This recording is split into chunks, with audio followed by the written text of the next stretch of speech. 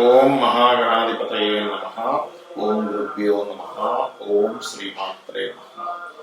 పరమేశ్వర స్వరూపమైనటువంటి జ్యోతిష, వాస్తు మరియు ఇతర అనేకమైనటువంటి శాస్త్రంలో మనకు అందించినటువంటి మహర్షులకి నమస్కారం. హయగ్రీవ హయగ్రీవ హయగ్రీవేతి యోగదయత్తస్య నిస్సగతైవాని జంకన్యా ప్రవాహవత్ అరుణాం కరుణాతరంగితాక్షీం ధృతపాశాంకుశపుష్పబాణచాపాం అనిమాదిభిరావృతాం మయూకైః అహమిత్యేవ విభావయే భవానీం శ్రీమాత్రే నమః.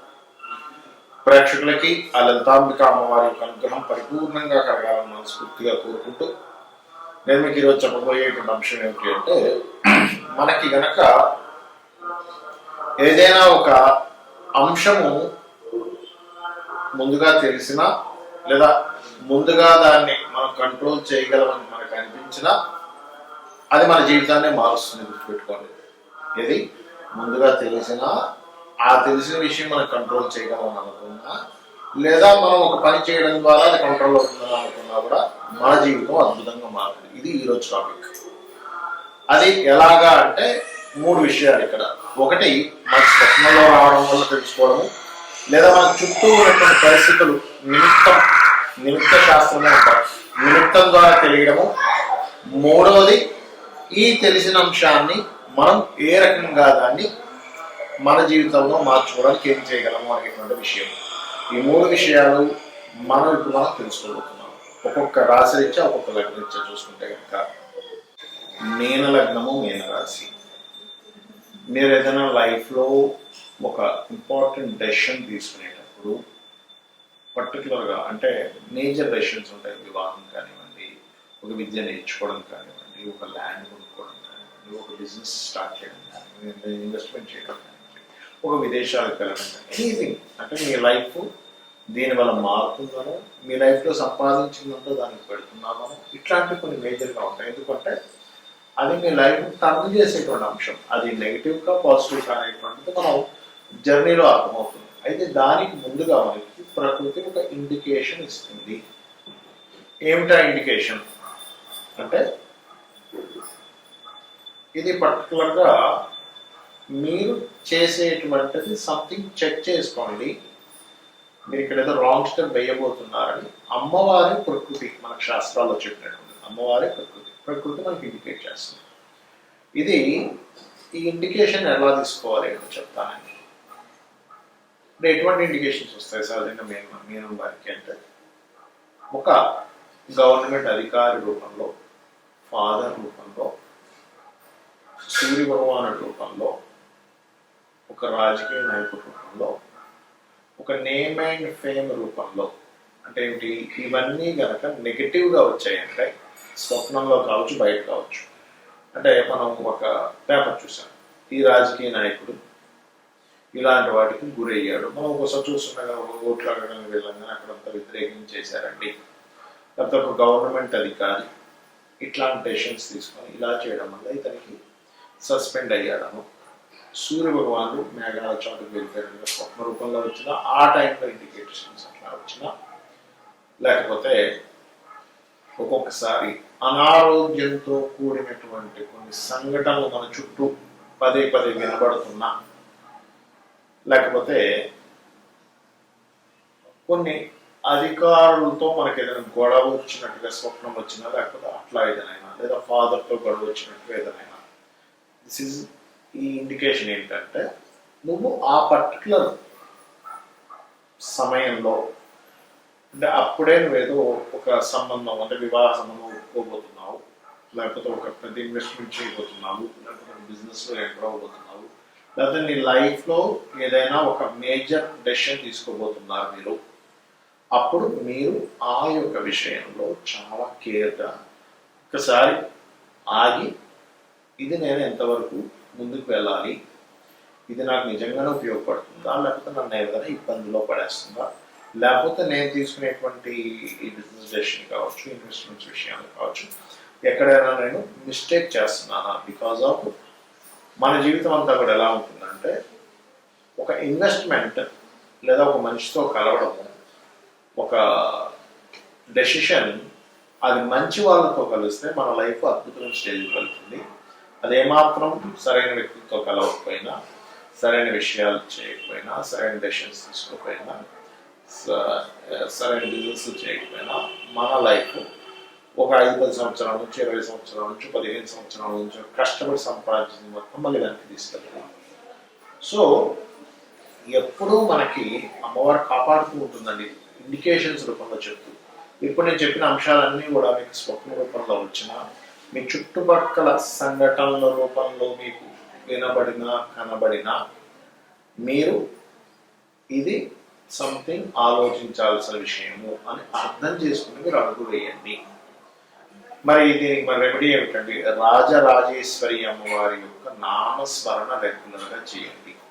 మీరు ఎంత రాజరాజేశ్వరి అమ్మవారి నామస్మరణ చేస్తే అంత అద్భుతంగా మీరు ఉన్న సమస్య నుంచి బయటపడగలుగుతారు.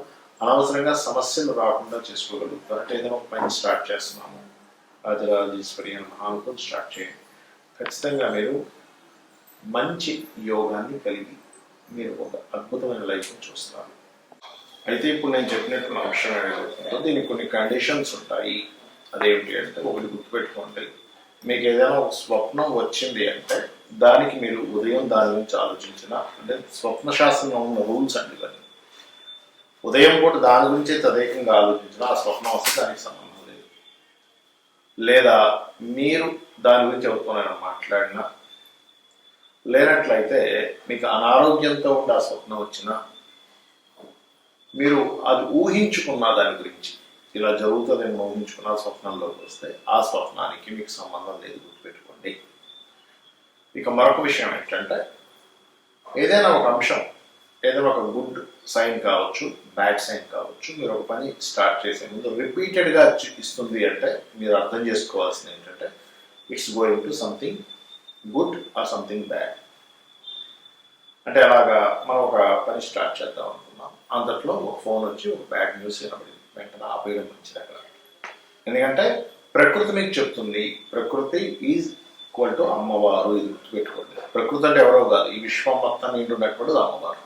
అది ఈశ్వర రూపం అనుకోండి, ఆ పరమేశ్వర రూపం అనుకోండి, ఆ పరమేశ్వర శక్తి అయినటువంటి అమ్మవారు అనుకోండి. ఇది బాగా అర్థం చేసుకోండి. అలాగే ఒక్కొక్కసారి కొన్నిసార్లు ఏమవుతుందంటే, దీన్ని కొంచెం జాగ్రత్తగా గమనించవలసిన అంశం ఇది ఏంటంటే, కొన్నిసార్లు మన కర్మ తొలగడానికి మనం భగవత్ సంబంధించిన ప్రయత్నాలు చేసేటప్పుడు కూడా కొన్నిసార్లు ఆటంకాలు వస్తాయి. అంటే అలా అంటే ఒక చిన్న దీక్ష తీసుకోబోతున్నాం అనుకోండి, దీక్ష తీసుకునే ముందు కొన్ని ఆటంకాలు వస్తాయి. అప్పుడు ఏంటంటే ప్రకృతిలో ఒక నెగటివ్ సైన్ ఆపడం. ఎందుకంటే ప్రకృతి అనేటువంటిది పాజిటివ్ నెగటివ్స్తో సంబంధాలు కలిగి ఉంటుంది. అంటే దేవతా శక్తులతోనే ఉంటుంది, అసుర శక్తులతోనే ఉంటుంది. కర్మ ఉంటుంది. కర్మ ఏం చేస్తుందంటే, నువ్వు ఈ దీక్ష తీసుకోవడం వల్ల నువ్వు బాగుపడతావు కాబట్టి నీ యొక్క లైఫ్ అద్భుతంగా వెళ్ళబోతుంది కాబట్టి, అంటే భగవద్ ధ్యానంలో వెళ్ళినప్పుడు నీ యొక్క కర్మ దగ్ధం అవుతుంది. అయ్యేటప్పుడు కూడా కొన్ని ఆటంకాలు వస్తాయి. అలాంటప్పుడు మనం అర్థం చేసుకోవాల్సింది ఏంటంటే, ఓహో దీనివల్ల నేను బాగుపడబోతున్నాను కాబట్టి కర్మ ఆపుతుంది అని అర్థం చేసుకోవాలి. చాలా మంది తెలియక ఏమనుకుంటారంటే, నేను ఈ గుడికి వెళ్దాం అనుకుంటే ఆటంకం వచ్చిందంటే ఆ గుడికి వెళ్ళకూడదేమో, నేను ఈ పూజ చేద్దామంటే ఆటంకం వచ్చింది, నేను ఈ పూజ చేయకూడదేమో అనుకుంటాను. అలా కాదు. దీనికి చిన్న ఎగ్జాంపుల్ చెప్తాను. అంటే ఒక పిల్లవాడికి ఒక తల్లి మెడిసిన్ వేస్తుంది, కడుపులో ఏదో పురుగున్న, ఆ పిల్లవాడు ఏడుస్తాడు. అయ్యో ఏడుస్తున్నాడు కాబట్టి వద్దేమో అనుకుంటే ఎట్లా? ఆ పిల్లవాడు చేదుగా ఉంది కాబట్టి వద్దంటాడు. లేకపోతే పిల్లవాడు స్కూల్కి వెళ్ళడానికి ఇష్టపడట్లేదు కానీ ఆపం కదా అంటే వీటి ఒక మంచి పనికి మాత్రం వీటిని తీసుకోకూడదు. అంటే అలాగా ఒక ధర్మమైనటువంటి పని చేస్తున్నాము, వాళ్ళొక లోక కళ్యాణం కోసం పని చేస్తున్నాము, ఒకరికి దానం ఇస్తున్నాము. ఉదాహరణకి పాపం ఒకరికి చదువు లేదు, లేకపోతే పరామర్శ ఇబ్బందులు ఉన్నా, వాళ్ళకి ఏదో డబ్బులు ఇవ్వబోతున్నారు. ఇది మీ సహృదయంతో రిటర్న్ ఎక్స్పెక్ట్ చేసి కాదండి, ఒక దానం లాగా లేకపోతే ఒక సహృదయంతో ఒక హెల్ప్ చేయబోతున్నారు, దానికి ఇటువంటివి వర్తించవు. ఏమంటే ఒక హెల్ప్ చేయడానికి వెళ్ళబోతున్నా అంటే నాకు మధ్యలో ఆటకం వచ్చింది, హెల్ప్ చేయొచ్చా చేయకూడదు అనేటువంటిది కాదు. ఇది బాగా అర్థం చేసుకోండి. ఈ సైన్స్ అంటే ఈ యొక్క ప్రకృతి యొక్క సంబంధం స్వప్న రూపమా, మన చుట్టూ ఉండేటువంటి ప్రకృతి రూపంలో ఇచ్చే సిగ్నల్ ఏవైతే ఉన్నాయో ఇవి మీకు వస్తున్నాయి అంటే మీరు ఒక మంచి దీంట్లో వెళ్ళబోతున్నారు. వీటిని నేను రాసుల వారిగా ఎలా అయితే చెప్పానో, దీన్ని ఎట్లా బ్రేక్ చేయాలి, దీన్ని ఎలాగా సెట్ చేసుకోవాలనేటువంటిది మీరు ఈ రకంగా చేసుకుంటే మీ యొక్క జాతకం, మీ యొక్క భవిష్యత్తు మీ చేతుల్లోనే ఉంటుంది. కాబట్టి దీన్ని బాగా అర్థం చేసుకోండి. అలా కాకుండా మనం ఏంటంటే, మనం చాలామంది ప్రకృతి ఏం చెప్తుందో వినం ఫస్ట్. అయితే ఇక్కడ మనకి ఒక చిన్న ఇంకొక ముఖ్యమైనటువంటి అంశం చెప్పి ముగిస్తాను. అదేమిటి అంటే, ప్రకృతి చెప్పేది మనకు అర్థం అవ్వాలన్నా, ప్రకృతితో మనం మమేకమై మన జీవితాన్ని గడపాలన్నా ఒక్క విషయం బాగా అర్థం చేసుకుంటాం. అదేమిటి అంటే, మనము ఓపెన్ మైండెడ్తో ఉండాలి. ఓపెన్గా ఉంటేనే మనం దాన్ని తీసుకోగలుగుతాము. చిన్న ఎగ్జాంపుల్ ఎలా అంటే, ఒక గిన్నె ఉంది, ఇలా ఉంటే వర్షం పడినటువంటిది ఇందులో స్టోర్ అవుతుంది వాటర్, ఇలా ఉంటే స్టోర్ అవుతుంది. ఎలాగో మనం ఓపెన్గా ఉంటేనే ప్రకృతి మనకి ఇచ్చేటువంటి సిగ్నల్స్ తీసుకుంటుంది. ఓపెన్గా ఉండడం అంటే ఏమిటి, చాలా మందికి అర్థం కాదు. నువ్వు అనుకున్నది అనుకున్నట్టుగా అవ్వాలని కాదు, నువ్వు చెప్పిందే శాసనం అని కాదు, నువ్వు చెప్పిందే జరగాలని కాదు, నువ్వు అన్నదే జరగాలని అనుకోకూడదు, నువ్వు చెప్పింది అందరు వినాలని అనుకోకూడదు. అందరి యొక్క అభిప్రాయాలను నువ్వు స్వీకరించగలగాలి.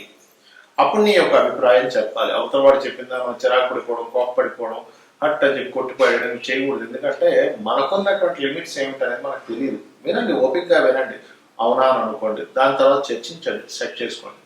చాలా మటుకు ఏమవుతుంటుందంటే, మనం ఇలా రిజెక్ట్ చేసేటప్పుడు, కోప్పడేటప్పుడు ఏమవుతుంది, ప్రకృతి ఇవ్వడం ఆపేస్తుంది. ప్రకృతి ఏం చేస్తుందంటే, మన చుట్టూ ఉన్న మనుషుల రూపంలోనో జంతువుల రూపంలోనో కొన్ని ఇండికేషన్స్ ద్వారా మనకి చెప్తూ ఉంటుంది. మనం ఎప్పుడైతే ఇది పనికిరాదు, నువ్వు చెప్పకు, నువ్వు నాకు చెప్పేంతటి వాడివా, నేనే నీకంటే గొప్పవాడిని, నేనే నీకంటే బాగా తెలివైన వాడిని, నువ్వెంత నా ముందు అనేటువంటి ఒక అహంకార ధోరణితో మనం కనుక వెళ్తున్నామంటే మన యొక్క లైఫ్ జర్నీలో అది ఏమవుతుంది అంటే, అది అక్కడికి ఆపేస్తుంది. ఓకే, ఇతనిలో కామక్రోధాలు బాగా పెరిగిపోయాయి అనమాట, నేను చెప్పాల్సిన అవసరం లేదు అనేటువంటిది. అంటే దాని అర్థం ఏమిటి, ప్రకృతిలో ఉన్నటువంటి అసుర శక్తులు మనల్ని ఆవహిస్తున్నాయి. ప్రకృతిలో ఉన్న దైవీ శక్తులు మనం ఆవహించాలన్నా, ప్రకృతిలో ఉన్నటువంటి దైవీ శక్తులు మనకు తోడుండాలన్నా మనం త్రిగుణమును గెలవాలి. అయితే ఇక్కడ ఇప్పుడు ఉన్నటువంటి సిచ్యువేషన్స్లో, ఇప్పుడు రాహు ఉన్నటువంటి సిచ్యువేషన్ కానివ్వండి, శని ఉన్నటువంటి సిచ్యువేషన్ కానివ్వండి, కేతు ఉన్న సిచ్యువేషన్స్ కానివ్వండి, ముఖ్యంగా ఉదయాన్నే నిద్ర లేచి ఒక్కసారి మీరు గణపతిని, అంటే నాకు ఏ రాశి నక్షత్రం ఏమీ తెలియదంటే అప్పుడు ఏం చేయాలని చాలా మంది అడుగుతూ ఉంటారు. పొద్దున్న నిద్ర లేచిన వెంటనే కూడా మీరు ఒక్కసారి మహాగణపతిని తలుచుకోండి, ఒక్క 2 నిమిషాలు. స్కందుని దర్శనం చేసుకుని ఫోటో చూసి, లేకపోతే ఏదైనా ఫోన్లో పెట్టుకొని, దాని తర్వాత చక్కగా మీరు మీ యొక్క నిత్య జీవితాన్ని గడపండి నిద్రపోయేటప్పుడు. ఎందుకంటే ఉదయం నిద్ర లేచిన వెంటనే మీరు ఎప్పుడైతే అది చేశారో ఆటోమేటిక్గా ఆ రోజంతా కూడా జపం చేసిన ఫలితం వస్తుందని శాస్త్రం చెప్తుంది. నిద్రపోయే ముందు నమశివాయ పంచాక్షరి మంత్రాన్ని చేస్తూ అలా నిద్రలోకి వెళ్ళండి. రాత్రి నుంచి ఉదయం వరకు మీరు చేసినటువంటి జప ఫలితం లాగా వస్తుందట. అంటే రాత్రి నిద్రపోయినప్పటి నుంచి నిద్ర లేచిన వరకు చేసిన జపం వస్తుంది. ఇంతకంటే గొప్పది మరొకటి లేదు. ఎందుకంటే మీరు 24 అవర్స్ మీరు దైవ నామస్మరణలోనే ఉన్నారని చెప్పి దీని యొక్క అర్థం. అంటే అప్పుడు ఏమవుతుంది, దైవం మనతో ఉంటుంది.